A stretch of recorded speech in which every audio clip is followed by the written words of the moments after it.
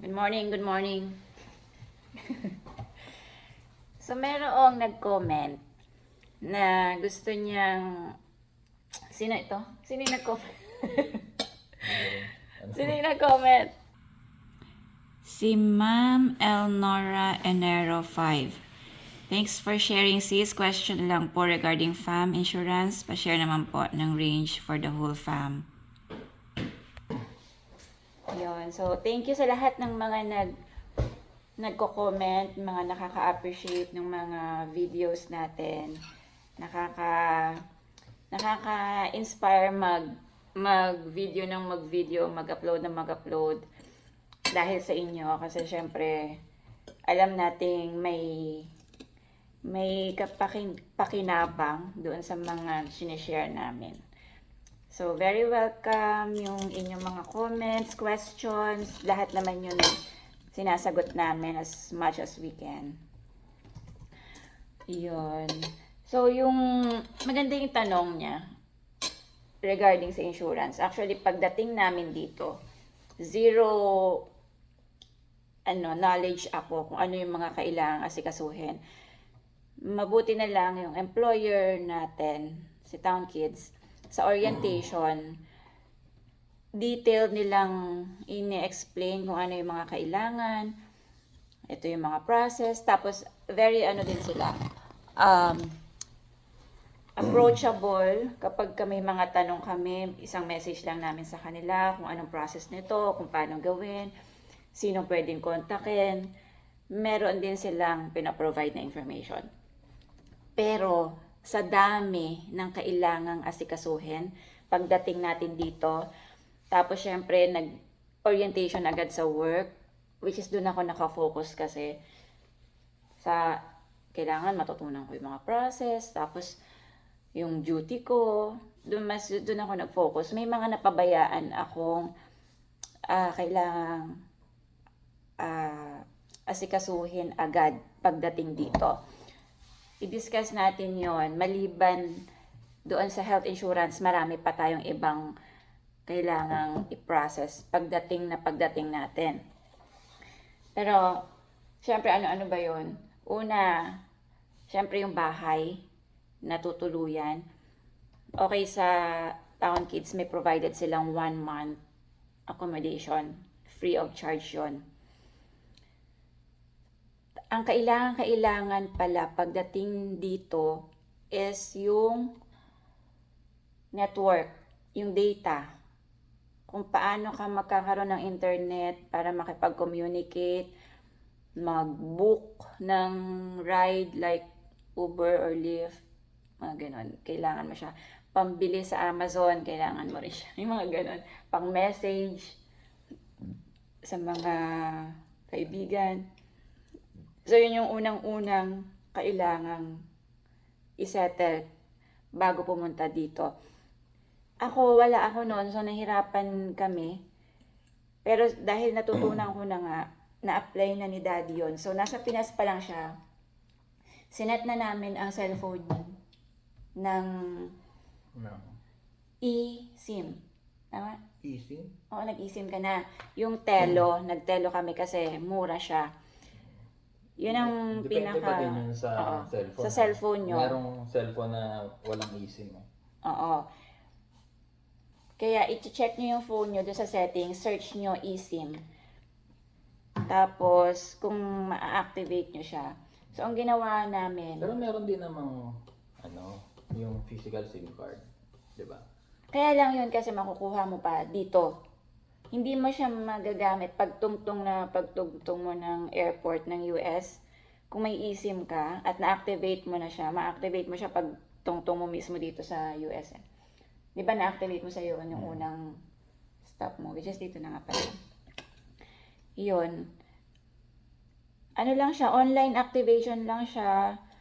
Babayaran mo lang din siya online. Tas mura lang, as in half the price compare sa mga T-Mobile. Postpaid.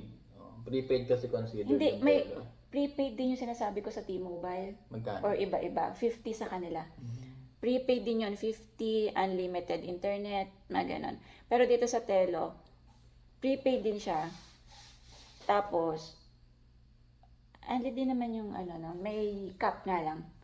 May cap yung internet. Tapos, only call and text na rin yun. Oo. Mabilis naman yung internet. Mabilis naman. Hindi naman kami nagkakaproblema sa telo. Though may iba talagang dead spot na may lugar na walang, konti lang naman yon. Tapos, yun, mag-research na lang kayo ng eSIM sa phone nyo para bago pa kayo dumating, meron na kayong for communication. Second na napabayaan ko is yung health insurance. Kasi may provided si Town Kids na Vitable. Ang Vitable, ang covered lang niya is online, tawag doon? Telemed. Yung telemed, Online consultation. mga ganon. Sagot naman nun yung mga gamot, ganyan. Pero, hindi niya covered ang hospitalization.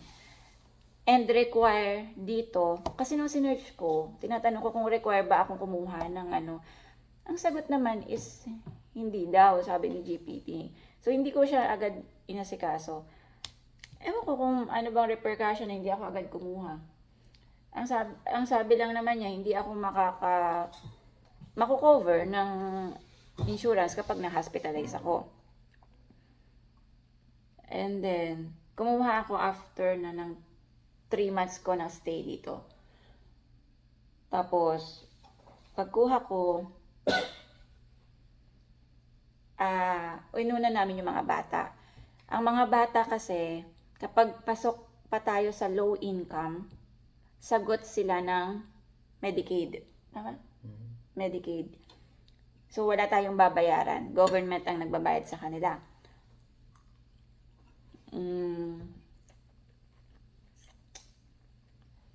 In-enroll lang yon online, no? Online lang.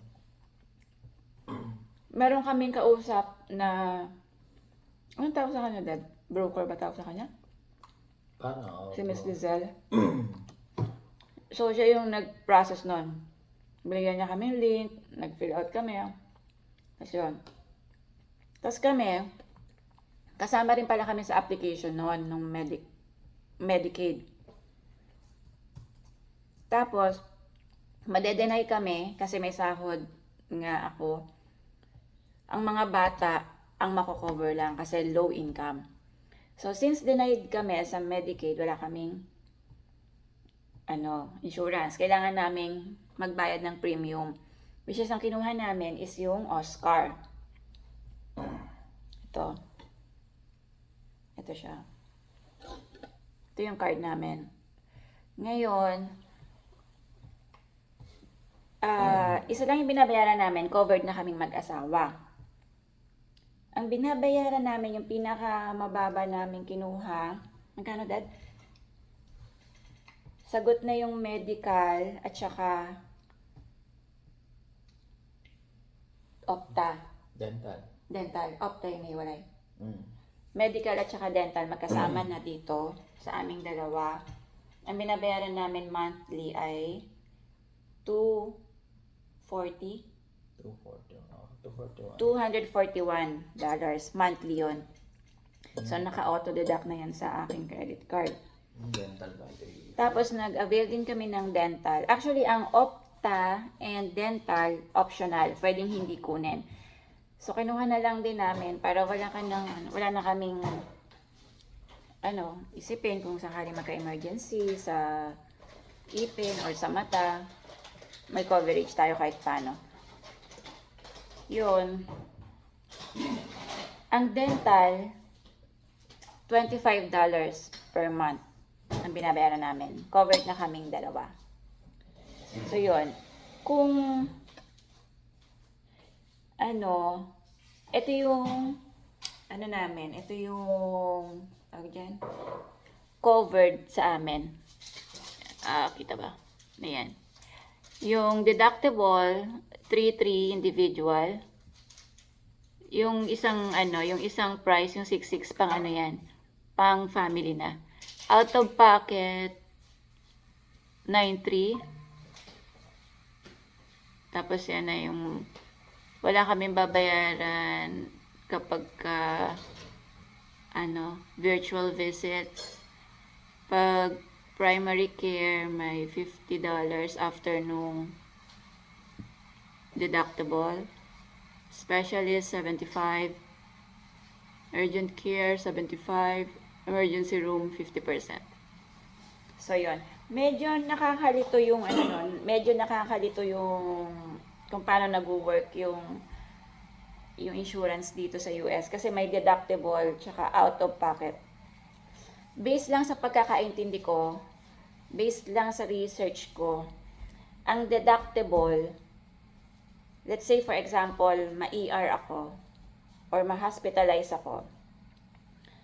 Ang bill ko halimbawa ay $5,000. Ang deductible ko dito sa kinuha ko insurance is $3,300. So dahil 5K ang aking bill, kailangan ko munang bayaran yung 3,300 na deductible bago mag-start i-cover ng insurance ko yung remaining balance after ng 3,300. So bayad ako ng 3,300, may matitirang 1,700. Yung 1,700, dahil halimbawa emergency room yon, 50% nun sa akin. Kasi nakasulat dito, emergency room, 50% after ng deductible. 50% ng 1,700 sa akin, 50% na ang sasagutin ng insurance. Ganun siya. Pero yung deductible na 3,300, ano lang yon per year. Hindi siya per emergency room or Ang tanong, per hospitalization. ano pag na-hospital ka ulit after nung yun? Oo, dahil nakapagbayad na ako ng 3,300, okay na yung deductible ko. Ang babayaran ko na lang, halimbawa emergency room ulit, halimbawa lang emergency room ulit, ang bill ko ay 1,000. Nakasulat dito, 50% ang akin. So, 500 babayaran ko, 500 sa kanila. Pag urgent care, yung hindi hospital, urgent care lang, parang mga clinic yun eh. Pag urgent care, $75 lang ang babayaran ko. So, sa 1K, $75 sa akin, the rest cover na ng insurance. So, kung lagi akong na-hospitalize, lagi nagpapa-check up, within a year, na-reach ko yung nilabas kong pera, 9,300, kasama yung deductible, tsaka yung out of pocket. Yung mga itong mga percent na to. Pag na-reach ko yung 9,300, covered na ako for the rest of the year. Sagot na yon ng company. Kaya, yun ang pagkakaintindi ko sa kanilang kung hindi ka naman laging nagkakasakit na hospital, okay lang na ang piliin mo, mataas ang deductible.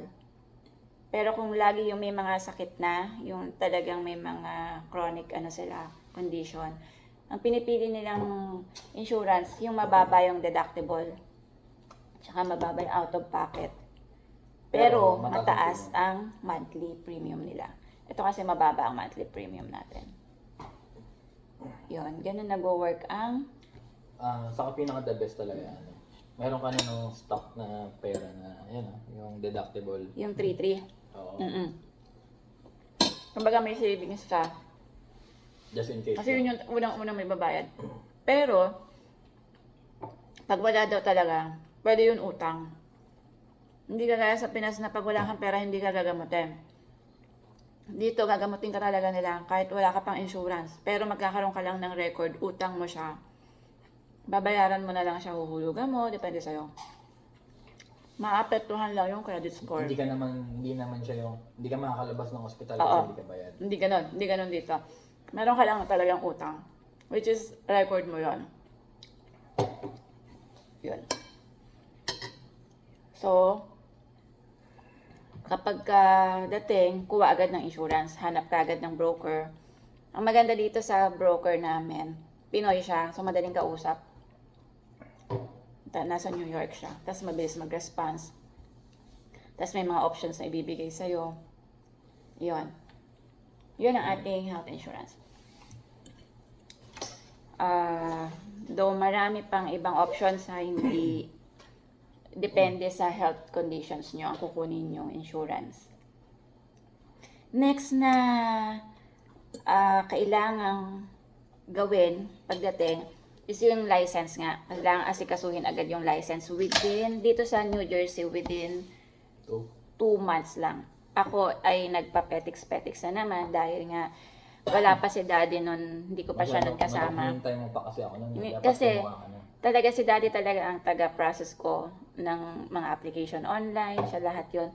Dahil ang dami ko nang inaasip, kaso hindi ko na yun maharap yung online. Tamad ako sa ganun. So, inintay ko talaga, ang plan ko talaga, pagdating ni daddy doon ako mag-a-apply or sabay kami. So, mali yun na nagda-drive ako, 3 months na ako kumuha eh. Nagda-drive ako noon, kabado ako kasi kapag nahuli na ganun, malaking penalty yon. So, dapat within 2 months kumuha na ng driver's license. So, may process din naman tayong in-upload niyan kung paano. Mari-research din naman yan kung paano. Tapos may link kung saan ka magre-review. Yun pala, mag-review na. Pagdating pa lang dito, every night, magsagot-sagot na. Para pagka hindi ka magka-cram na hindi ka pa nakakapag-review, mag-exam ka na. Kahit lang naman one set, 50 questions yun eh. One set, magsagot ka bago matulog, ganun. Para kabisado na natin yung exam. Yun ang kailangan natin kunin. Ano pa, daddy? Yung insurance ng pagkakuha na ng sasakyan. Yan, pag nakuha nyo na yung sasakyan nyo, ayun nga pala, kailangan din ng sasakyan pagdating. Yung iba, talagang gusto makatipid, nag-ano talaga sila, nag-advantial. Which is makakatipid naman talaga. Mas mababa. Kaya lang, nahahaselan lang ako sa pagdating mo dito, wala kang sasakyan. Kasi kasuhin yung sasakyan. Pabalik-balik na wala kang or kung meron ka namang pang-Grab, or Uber or Lyft, yon, magbubook ka na lang. Pwede rin naman yon.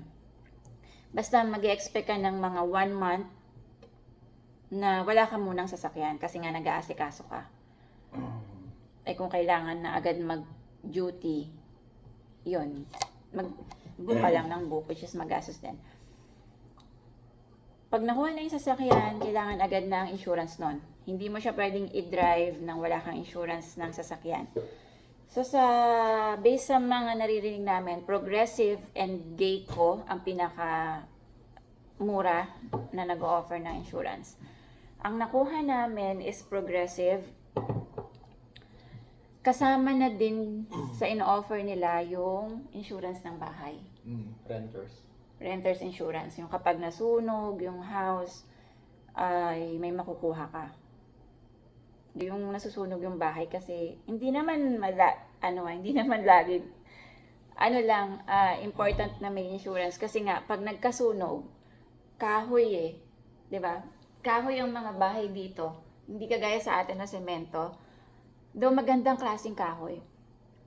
Ayun, madaling masunog yung nila. Ang mga gas pa naman dito, yung mga nasa ilalim, no? Yun yung minsan daw nagkukos ng sunog dito kapag may leak, tapos may sumasabog na gas na mga tubo sa ilalim. Yun yung mga cause ng mga sunog. Ayun, yung binayaran natin sa car insurance, kinash na kasi natin yan for 6 months. 6 months na magre-renew. Magkano yun, Dad? 1329. 1329 for 6 months. Covered na dun yung sasakyan at saka yung bahay, yung apartment. Hindi. Wala, lang to, car lang hindi to. pa, car pa lang So, to. lalabas 221.5 per month siya. Bali, 222 per month yung ating sasakyan. Yung bahay, parang mura lang naman yung sa bahay. So, magkano yun? Parang lalabas yun, nasa lang hundreds lang yun, mga parang ganon. Hundreds. For 6 months na siya.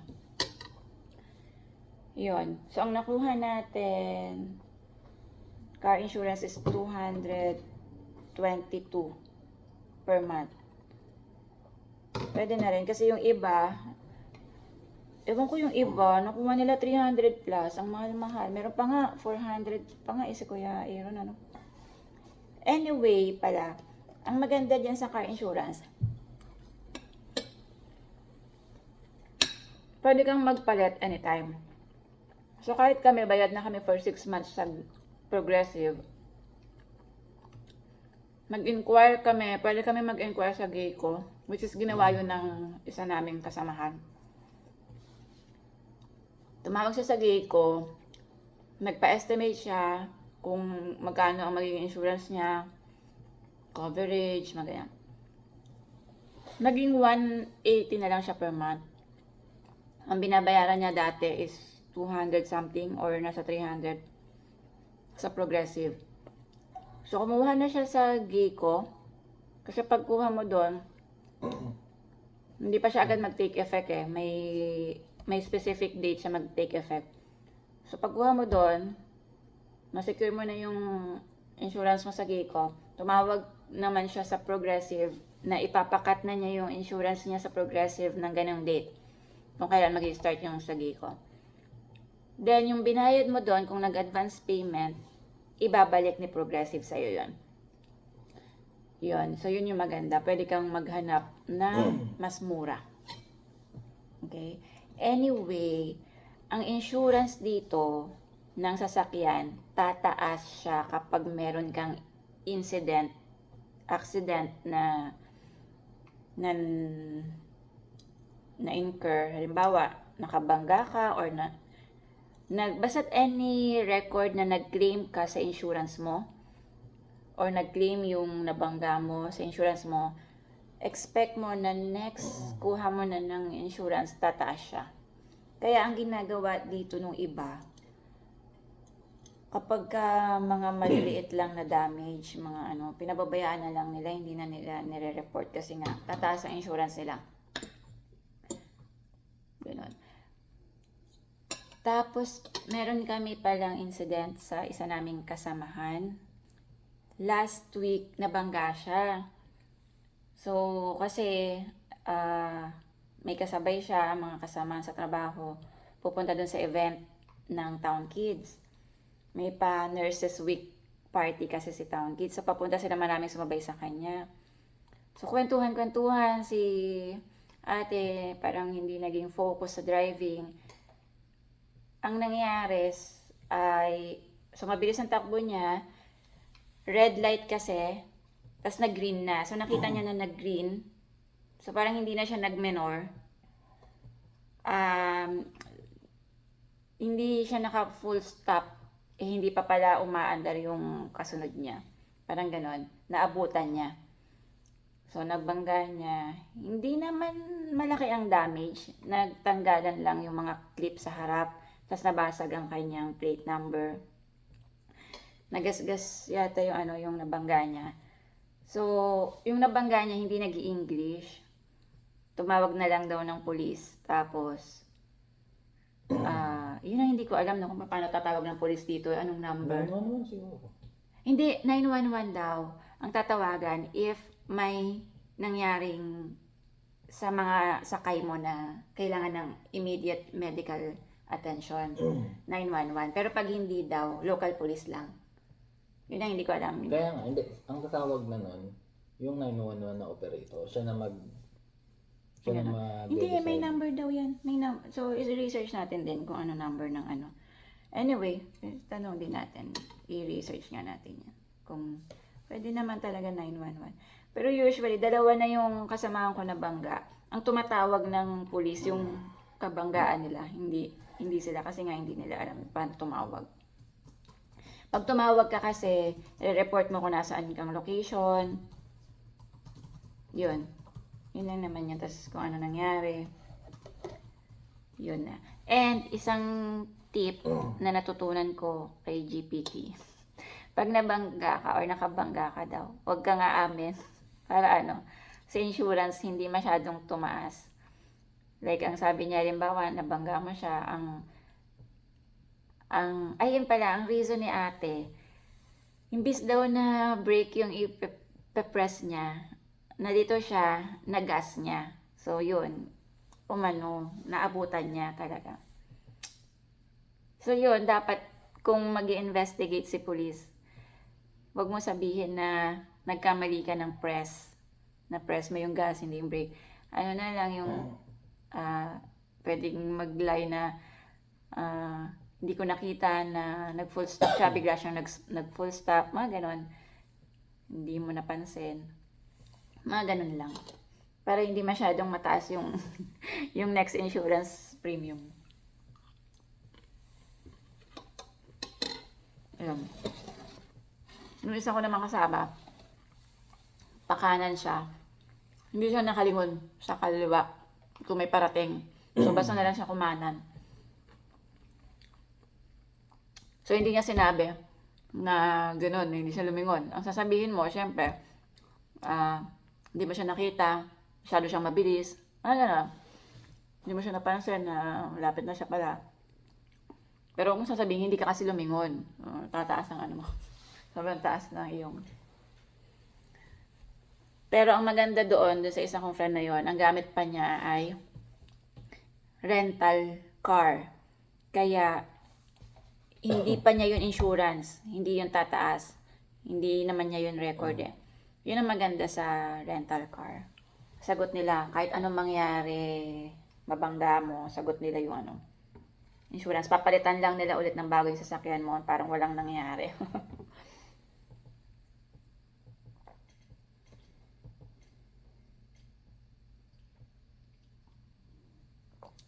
Next na kailangang kunin, nag-decide akong kunin is yung life insurance namin ni Daddy. So, syempre, dito kasi sa US, very, unsure, di ba? Lahat bago sa atin. Parang pambawas man lang kahit paano nang alalahanin. Yung kumuha ka ako ng life insurance, which is, mura lang naman. Hindi siya yung may makukuha ka at pagka nag-retire ka na. Ano lang talaga siya, term siya for 20 years. Ang naging, actually hindi pa kami final kung, hindi pa tayo binabalikan kung kung magkano talaga. Pero ang range niya, parang ako nasa 30 plus, si Daddy 40 plus dollars per month. Ang coverage na nun ay $500,000 pag death occur. So, yun. Pero tataas pa siya, yung premium tataas, depende sa health condition. Kung wala ka naman sakit, mababa lang, mga nasa 30 lang. Pag lalaki, nasa 40s, $40. Ganun nga dito, kapag babae, mas mababa ang premium, pag lalaki, mas mataas. Kasi siguro ang lalaki, sa health, nila, lifestyle, kaya kaya mas mataas ang kanilang insurance. Yun, meron pa ba, Daddy? Meron pa ba, Daddy, ako nakalimutan na kailangan gawin pagdating? Si Daddy kasi ang hands-on sa mga yan. Siya lahat nag-apply niyan online. Ayun, yung sa may mga anak, yung schooling nila, yung enroll agad. Pero mas maganda yung insurance muna nila kasi nga kailangan din nila magpa-check up eh.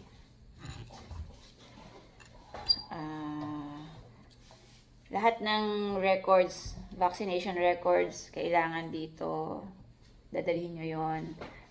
Magdala kayo ng mga copies ng birth certificates, marriage certificate, basta mga ganong record, dalahin lahat. Mag-extra kayo, mag-extra copies. Mga kailangan. Yun lang. Sana ay nakatulong kahit paano. Ayos.